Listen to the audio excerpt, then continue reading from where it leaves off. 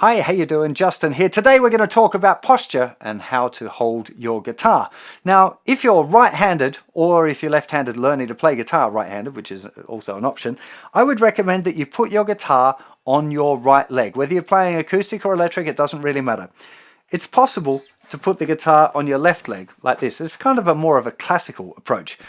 And there are some minor advantages to do with the access on the higher frets. But to be honest, as a beginner, you're not going to really reap the benefits of that kind of stuff. So I really recommend, much better off putting the guitar on you're right-handed. You're going to put it on your right leg, okay? And this arm will help hold the guitar in place. Now, if you've got an acoustic guitar, you'll probably find that your arm actually sits on the top of the guitar. If you're playing an electric guitar, your forearm sits on the kind of the front, the top, and the front of the guitar. Now, it wants to grip a little bit on that. What you don't want is the weight of your whole arm on your shoulder all the time, because it'll make your shoulder real sore. So you want it to be your arm to be resting somewhere. If you're wearing a long sleeve shirt or a jumper, you'll find that you won't get much grip with the forearm. Definitely, if I play with a long sleeve shirt or a jumper, my shoulder gets a little bit sore from having to hold the weight of my arm all the time. So probably you want to at least roll your sleeves up or wear a t-shirt, whatever, and try and get used to the feeling of this arm being relaxed. Okay, being relaxed is going to be a theme that we revisit quite often with the guitar, because a lot of the things, technical things, really rely on you being relaxed as possible, as much as you can. Now, the holding of this arm and the curvature of the bottom part of the guitar should help you make the guitar feel quite solid. This kind of guitar's got a bit of a cutaway in the back there, which probably sits into your body as well, into your torso. What you don't want is this hand to be holding up the guitar at all. Okay, so the guitar is held by your arm and that cutaway resting on your leg, or a strap. If you wanted to use a strap, you could use a strap too. But this part of the guitar is not supported by this hand. You're not going to be able to play your chords and change chords and all of that while you're supporting the guitar neck. Okay, so what you want to do is just experiment a little bit. Put the guitar on the right leg, put your arm down, see if you can, get used to the feeling of the guitar and making sure that this hand isn't supporting that neck. Now, there's a few things that beginners do all of the time, and I'm guilty of it myself. One thing that you don't want to do is to lean the guitar over. The reason that you don't want to lean the guitar over is because it also means that you're going to bring your wrist around like this, and you're going to end up with getting probably quite a sore wrist. All the tendons in your fingers run through your wrist, can also cause some problems with carpal tunnel syndrome if you over practiced. Unlikely for beginners to get that kind of thing, but doing this would be a real, that's a really bad idea. You definitely don't want to be leaning the guitar over. In order to look at your fingers though, which is something you're going to want to do, you're probably going to find yourself doing this a lot. It's always something I've said to beginner guitar players, don't lean over like that. You're going to give yourself back problems and neck problems. Don't do it. It's really, until I started learning myself left-handed and I've watched myself back and I'm doing it all the time. And if I try and sit up, I find it really difficult. So what I would recommend is to try not to do this as much as possible, like craning your head forward to look at your fingers. You're going to do it to a certain extent because you need to see where your fingers are going. You need to make sure they're in the right places, on the right strings, all of that sort of stuff.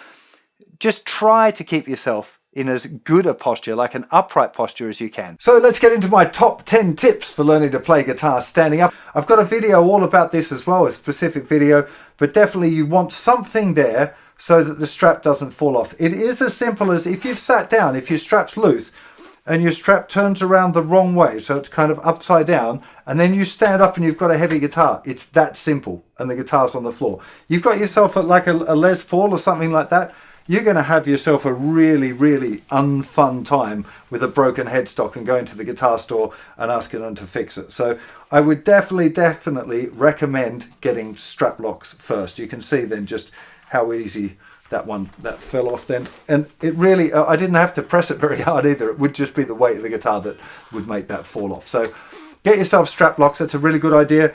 Make sure your strap is secure. And while I'm on it, your cable should be secured too. So this is another thing just to, you don't have to do it, but it can save a lot of embarrassment. You take your strap, you pass it up the back of the strap there, and then put it into your hole there. So that way, if you accidentally tread on the cable and pull it up, it's not going to pull the socket out, which is, I've done it in front of people, very embarrassing when you tread on it. lead just goes out and there's no volume from the guitar. You know, not a great way to start a solo. So worry about that. So strap height, that's something that everybody worries about, and it's one of those things that's very personal. I'm going to tell you how I do it, but that doesn't mean that you should do it the same way. But I'd recommend it as a good starting point. And for me, I set the strap so it's the same height as when I'm sitting down, when I'm sitting up straight, sitting down. So I've enlisted my old friend, the AER amplifier here, because my regular chair didn't fit.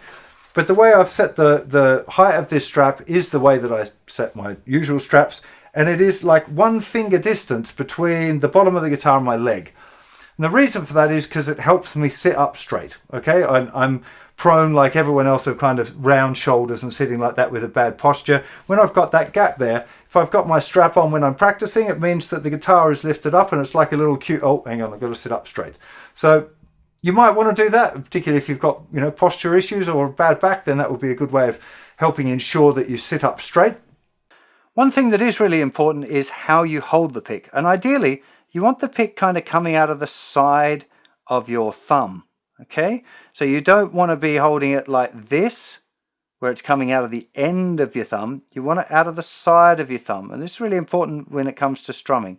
So ideally, it wants to sit kind of like it's coming out of your first finger, but out of the side of your thumb. So you can see there, it's the first finger is positioned kind of pointing straight down. But when we look around this side, it's coming out of the side of your thumb. Now, you might find as you progress as a guitar player that you want a bit less coming out of the side of the thumb, but as a beginner you probably want like a good centimetre coming out. It doesn't really matter at this stage how much is coming out of the side of your thumb, but I would give it probably that amount. It'll be the same even if you're using these other bigger picks or thicker picks. It should be coming out of the side of your thumb like that. It's still pointing. So if you get with your first finger, put the pick on your first finger and then wrap your thumb around, you can see the first finger is just pointing down almost at the end of the pick, but it's still coming out of the side of your thumb. Now, if you remember your first guitar lesson, we discussed the importance of proper body alignment to the instrument. We're going by what nature has given us. And our hand is the most comfortable when it's in a straight position.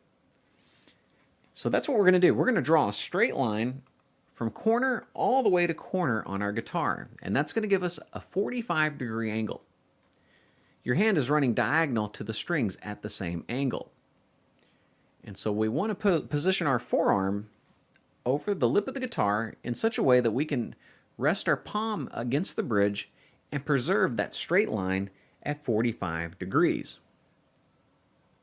And providing you're holding the guitar and pick properly, this should be a very natural adjustment.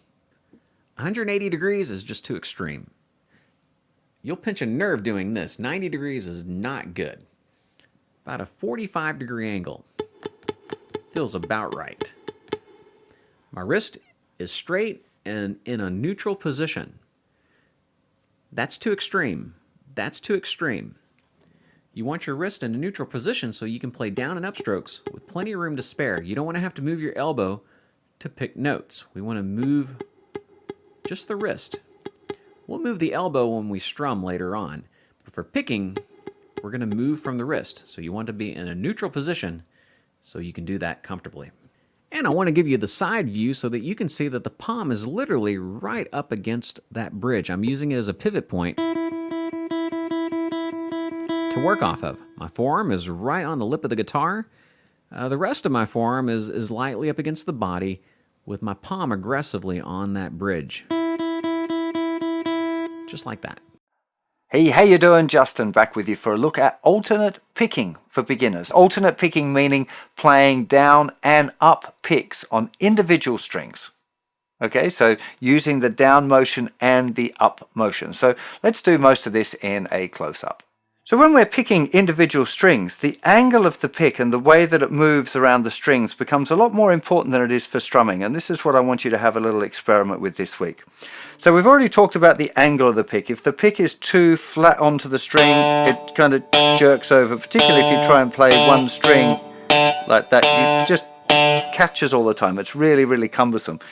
A little angle of the pick there straight away will help the pick glide over the string. So that's the first thing I want you to try, is just go from a flat pick where that's exactly square on the strings And then I want you to angle the pick against the string, and notice that the way the pick just glides over the string a lot easier. You'll probably find you can move it a lot faster and a lot easier with it at an angle. If I go back to it being flat, you can see straight away it kind of catches on things. So you really want that little bit of angle there. It doesn't want to be like this, right? That's silly, but you know, just 20 degrees or something like that is enough to get a nice feeling there. Note that I'm kind of revealing a bit more pick than I might usually do. Usually the pick will be a lot further snuggled into my thumb, but just so that you can see the pick clearly, I'm kind of holding it back a little bit. You wouldn't normally want that much pick showing. Now, the other part of this movement that I think is worth learning, even at this very early beginner stage, is that if you go down and up like this, kind of directly parallel to the strings, it can make string crossing a lot more difficult later on. So I'd recommend that as well as the pick being at an angle, you're also going in with the down pick and out. And when I say in, I mean in toward the guitar and then out, away from the strings. So not exactly, it's kind of more like maybe a 45-degree angle. But if you get into this habit of it going in and out, it's kind of complicated to explain to you guys right now why that's so useful and so important. But if you're going to practice picking, rather than just practicing it with the angle like that, so you can see now the plane is going this way, I want you to think about it being in and out. The pick is still at an angle. And so the main difference between the acoustic and the electric guitar player with this technique has to do with this metal piece, which we call the bridge. It's where the strings meet the body of the guitar. And my electric guitar players are going to rest their palm upon the bridge. We're making contact with the bridge and using that bridge as a pivot point to play the notes, for single notes. My acoustic guitar players are going to float their hand hovering over the strings just over the sound hole. So that's the main difference. My acoustic players are over the sound hole, my electric players are right on top of the bridge.